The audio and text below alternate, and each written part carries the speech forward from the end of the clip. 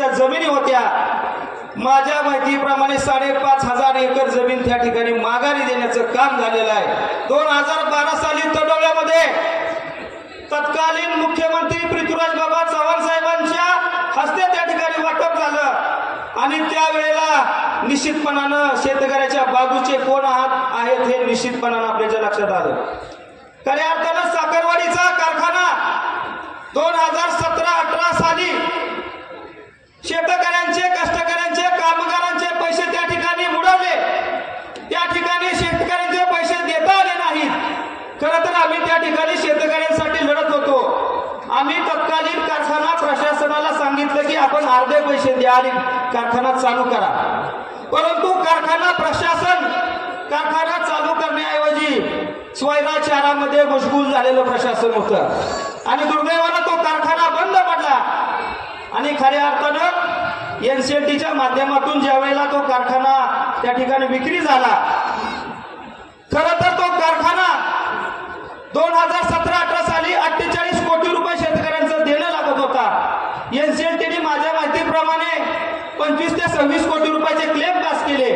त्यानंतर जे 23 कोटी रुपये राहिले त्या पैशापैकी आम्ही मंडळींनी शेतकरी कष्टकऱ्यांना बरोबर घेऊन आंदोलन केलं आणि श्रीमंत रामराजे साहेबांनी सांगितलं की त्या ठिकाणी एनसीएलटीच्या बाहेर जाऊन पैसे देणार। 2021 साली 11.5 कोटी रुपये त्या ठिकाणी शेतकऱ्यांचे देण्यात आले। त्यानंतर अजून पण जे काय पैसे बाकी आहेत त्याकरता आम्ही गेल्या 2 महिन्यापूर्वी कारखाना प्रशासनाकडे गेलो होतो। त्यांनी निश्चितपणानं सांगितलेलं की आम्ही शेतकऱ्याचा एक नया पैसा सुद्धा ठेवणार नाही। गेल्या 3 गाळप हंगामामध्ये 2021, 22, 23 आणि 23-24 ह्या तिन्ही गाळपातील एकही नया पैसा त्या ठिकाणी ठेवलेला नाही।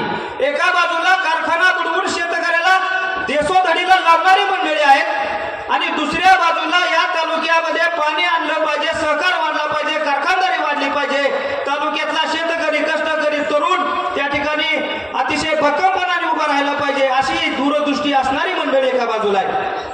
उद्या छत्रपती शिवाजी महाराज चौकामध्ये त्या ठिकाणी थापाबाजांचा त्या ठिकाणी बाजार होणार आहे। उद्याच्या थापांना या तालुक्यातील जनता भीक घालणार नाही ही आम्हाला खात्री आहे। आपल्याला खऱ्या अर्थानं सांगायचं असेल, गेल्या 10 वर्षापूर्वी या राज्याचे उपमुख्यमंत्री, या राज्याचे विरोधी पक्ष नेते होते त्यावेळेला, मला वाटतं देवेंद्र फडणवीस साहेब 14 साली, आणि 2014ला त्यांनी या ठिकाणी आश्वासित केलं की माझं सरकार आल्यावर धनगर बांधवांना पहिल्या कॅबिनेटमध्ये मी आरक्षण देणार।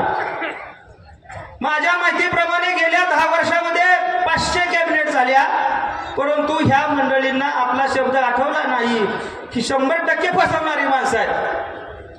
आंतरवादी सराटी येथे आमचे मनोज जरांगे पाटील, आमचे मराठा योद्धा मराठा आरक्षणाच्या मुद्द्यावर त्या ठिकाणी आरक्षणाच्या साठी आमरण उपोषण करत होते। अतिशय लोकशाहीच्या मार्गाने त्या ठिकाणी आंदोलन चालू होतं। त्या ठिकाणी आपला मुलगा 5-6 दिवस झालं उपाशी आहे, आमरण उपोषण करतो आहे आणि त्यांना पाठिंबा देण्याच्या करता आमच्या माय मावल्या, आबालवृद्ध, लहान मुलं सुद्धा त्या ठिकाणी हजर होती।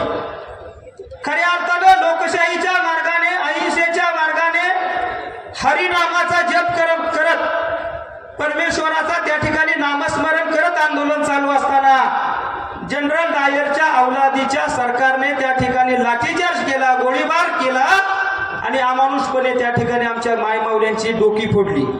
आमच्या आबालवृद्धांच्या गोळीबार त्या ठिकाणी करण्यात आला आणि निश्चितपणानं येणाऱ्या निवडणुकीमध्ये आमच्याच माध्यमातून तुम्ही मागे सत्तेत बसला, आता आम्ही तुम्हाला सोडणार नाही। निश्चितपणानं तुमची जागा तुम्हाला दाखवण्याच्या करता आपण आता सज्ज राहणार आहोत। बंधूंनो आणि मित्रांनो, वेळेचं बंधन आहे, परंतु मी आपल्याला आवाहन करतो, एका बाजूला लोकशाहीच्या मार्गातून, लोकशाहीच्या बाजूने या तालुक्यामध्ये विकासाच्या वाटेवर नेणारी मंडळी आहेत आणि दुसऱ्या बाजूला शेतकऱ्याला, कष्टकऱ्याला देशोधडीला लावून स्वतःच्या तुंबड्या भरणे, पैशातून सत्ता, सत्तेतून पैसा हे समीकरण वापरणे। माझ्या माहितीप्रमाणे उद्यापासून धनलक्ष्मीचा त्या ठिकाणी योग या तालुक्यामध्ये निर्माण होईल।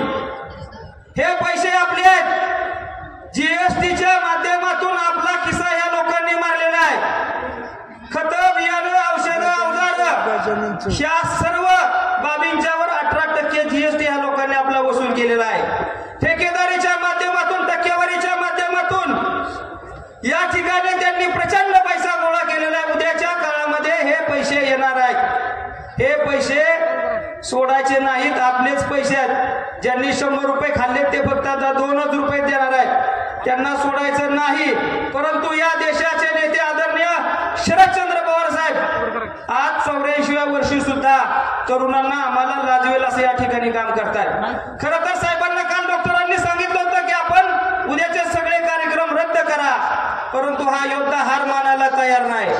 दुर्धर आजाराशी झुंज करून महाराष्ट्रामध्ये विस्कटलेली घडी, महाराष्ट्राची शेतकरी कष्टकऱ्याची विस्कटलेली घडी निश्चितपणाने जागे बांधण्याच्या करता ताकदीनं पवार साहेब त्या ठिकाणी लढतायत। मी आपला अधिक वेळ न घेता मी आवाहन करतो, शरद पवार साहेबांना सोडून गेलेली जी मंडळी आहेत ही सत्तेसाठी ईडी, इन्कम टॅक्स आणि सीबीआय हे ह्यांच्या मागे लागल्यामुळे हे भ्रष्टाचारी लोक आहेत। या सीडी, इन्कम टॅक्स आणि सीबीआय मुळे ही पळून गेलेली माणसं आहेत। परंतु जनता, तुम्ही सर्वजण पवार साहेबांच्या सोबत आहात आणि निश्चितपणानं मत तुम्ही देणार आहे, ती माणसं मत देणार नाहीत। उद्याच्या काळामध्ये आपले उमेदवार दीपक चव्हाण साहेबांचं चिन्ह आहे तुतारी, तुतारी वाजवणारा माणूस। आपण 20 तारखेला क्रमांक 1च्या चिन्हाच्या समोरचं बटन दाबून आपले उमेदवार दीपकराव चव्हाण साहेबांना सातारा जिल्ह्यामध्ये सर्वात जास्त क्रमांक 1चं मताधिक्य देऊन निवडून आणण्याच्या करता प्रयत्न करूया। आजपासून सगळेजण कामाला लागूया आणि 23 तारखेचा गुलाल आपलाच आहे, काळजी करू नका, सरकारी आपलंच आहे। एवढंच बोलतो आणि थांबतो। जय हिंद, जय महाराष्ट्र।